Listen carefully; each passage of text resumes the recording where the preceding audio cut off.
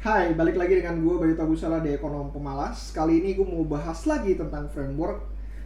Kali ini diamini oleh Howard Marks. Howard Marks bikin sebuah artikel, gue nggak tahu Bloomberg atau Howard Marks yang bikin artikelnya. Kayaknya sih Bloomberg. Nanti akan gue link artikelnya di bawah. Judul artikel adalah Investing is a serious pursuit of money, not a way to get rich quick. Nah, beberapa hal yang gua note dari artikel ini adalah pertama, psychology is a short terms.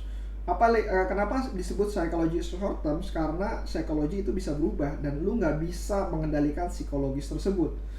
Kalau misalkan lu nggak bisa mengendalikan dari psikologis tersebut, uh, lalu bagaimana? Dan kenapa disebut short term sih gitu?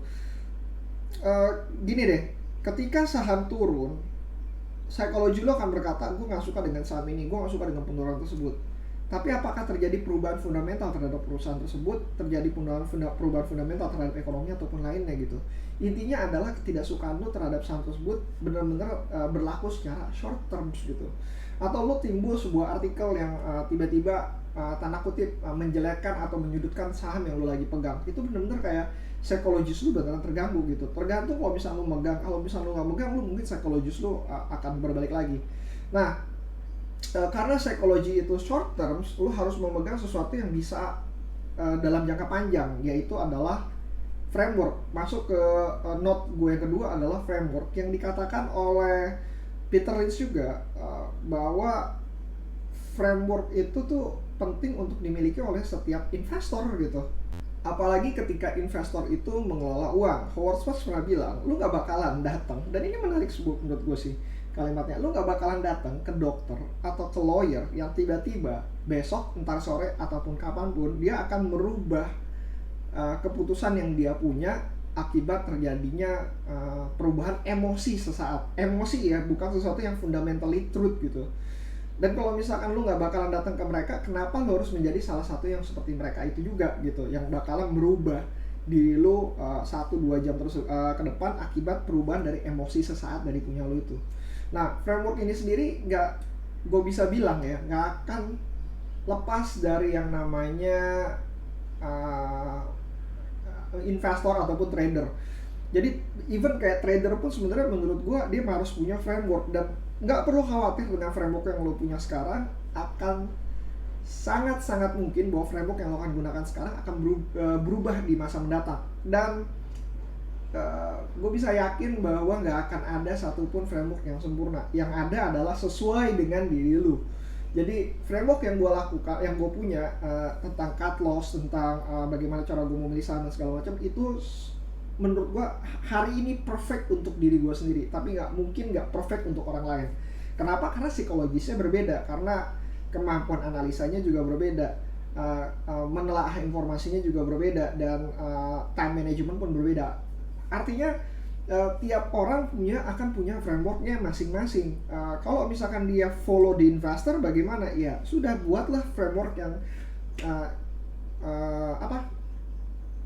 bagaimana cara follow dari investor yang ada, investor profesional yang ada, dan bagaimana cara memvaluasi orang tersebut. Instead, valuasi dari perusahaan-perusahaan yang ada. Apakah kinerja akan jauh lebih baik? Ya mungkin iya, mungkin enggak. Tapi ya balik lagi, lu harus tahu bagaimana diri lu bekerja sehingga bisa mendapatkan framework yang sesuai dengan yang lu inginkan. Note yang ketiga, ini ada sebuah kalimat yang keluar juga dari Charlie Munger. Bukan Charlie Munger kayaknya. Uh, Trader profesional. Gue lupa lagi sekarang namanya. Yang bikin kasus 98. Which is dia bilang gini, investing should not be fun. If you are having fun, you are not investing. Dan Howard melakukan hal yang sama. Dia bilang, dia menambahkan bahwa sebenarnya bukan not having fun dalam artian kayak lu playing game dan segala macam, ya lu nggak bakalan dapetin itu. Tapi lu bisa having fun intellectually, bahwa kayak lu lagi belajar, lu lagi mencoba hal sesuatu, lu lagi mengkaji sesuatu, dan lu menemukan sesuatu yang benar-benar excited dari dalam tersebut. Tapi dalam bentuk eksekusi investmentnya is not should be fun gitu, benar-benar nggak akan menarik sama sekali. Kayak waktu pas lu pembelian ya, ketika lu yakin dengan semua research lu, ternyata bertentangan dengan perasaan lu yang saat itu dia bilang aduh kalau misalnya dibeli bakalan turun lagi dan segala macam, dan itu benar-benar hal yang tidak menyenangkan. Tapi itu wajib lo lakuin, untuk gua ya balik lagi, untuk mencegah hal tersebut gua ada frameworknya, yang seperti gua pernah ngomongin bahwa lebih baik terlambat dibanding kecepatan. Gak apa-apa gua nggak menghasilkan keuntungan yang sebesar teman-teman yang sebelumnya, akan tetapi yang penting resiko gua nyaris nol ataupun lebih relatif safe dibanding teman-teman gua yang lain. Dan dengan adanya saving zone tersebut, tentu saja investment gua nggak akan berkembang lebih baik dibanding teman-teman yang mengambil resiko sebelumnya, tapi minimal resikonya lebih rendah. Itu yang ketiga, ngomongin soal fun in investment. Nah, yang keempat, ini framework yang sama diambil oleh siapa? Warren Buffett. Dia bilang katanya, sebenarnya Mohnish Pabra yang ngomong bahwa invest dan start investing, don't change your mind too much, don't trade too much, buying and selling cost money are a distractions, have a realistic expectations, take a serious and understand that goals is to gradually compound your money, not to get rich in 1 year. Intinya punyalah pandangan terhadap masa depan yang benar-benar realistis, bahwa akan ada orang-orang dengan pencilian kiri ataupun kanan, yang artinya menghasilkan keuntungan yang cepat dalam jangka waktu yang pendek, tapi bukan berarti lo harus bisa melakukan hal tersebut. Itu adalah sebuah hoki dari yang mereka punya. Intinya adalah yang penting lo bisa compound your own money gradually, dan dalam prosesnya lu tidak mengalami banyak gejolak dalam diri lu sendiri.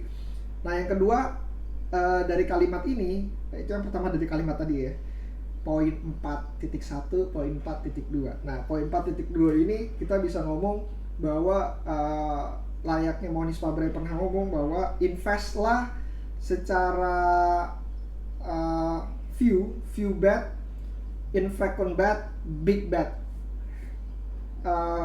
Invest sesedikit mungkin, sejarang-jarang mungkin, tapi dengan uang ataupun alokasi yang benar-benar cukup besar, dan itu akan membantu lo untuk meningkatkan aset jauh lebih cepat. Intinya adalah framework ini bisa dipakai oleh Howard Marks. Walaupun gue pernah mendengar bahwa Howard Marks itu mengatakan bahwa dia mengincar investasi pertumbuhan yang rata-rata, karena menurut dia kalau misalkan lo mengincar pertumbuhan exponential growth, dimana seperti yang tadi few bet, infrequent bet, big bet, ada kemungkinan ketika lo salah, lo akan mengalami penurunan aset yang cukup tajam pula. In the end, itu mengenai pilihan. Kembali lagi, build your own framework berdasarkan dengan apa yang bisa, apa yang terjadi dengan diri lo, dan apa yang cocok dengan diri lo, bukan tentang apa kata orang. Framework yang mereka punya cocok buat mereka, 100% is true, tapi belum tentu cocok dengan apa yang lo lakukan. Layaknya gue sendiri nggak cocok untuk melakukan trading, tapi gue lebih cocok untuk investasi jangka menengah hingga panjang. That's it. Kalau misalnya ada pertanyaan, lo bisa ke Instagram gue @bayutabusala, atau lo bisa email gue di bayutabusala@gmail.com, atau lo bisa datang ke Stockbit gue, dan mudah-mudahan Stockbit sudah mengupdate informasinya. Lo bisa DM aja di sana di stockbit.id/bayu, DM aja kalau misalnya ada pertanyaan. Gue baru